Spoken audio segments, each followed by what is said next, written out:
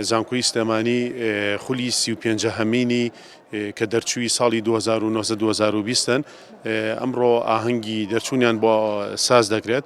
ئەتوانین بڵین خولی 35 زانکۆی سلێمانی خۆی بینێتەوانە لە 5131 خوێنکار کە ئەم خوێنکارانە ئەم دەرچوانە لەسەر ئاسی 20 کۆلێجن و لە چەندین پسپۆڕی جیاوازان.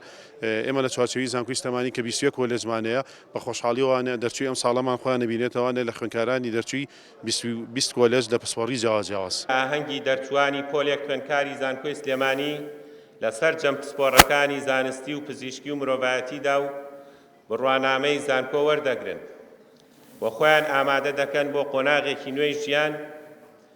بۆیە داواکارم لەسەر جەم لایەنە پەیوەندیدارەکان لە هەردوو کەرتی حکومی و تایبەت کە سوود لە توانا و کارامەیی ئەم پۆلە خوێنکارە ببین و هەلی کار بڕەخسێنن بۆیان، چونکە سەرچاوەیەکی مرۆیی خاوەن زانست و ڕۆشنبیرن و دەتوانن لە داهاتوودا خزمەتێکی گەورە بەنەوەی دواڕۆژی میلەتەکەمان بکەن.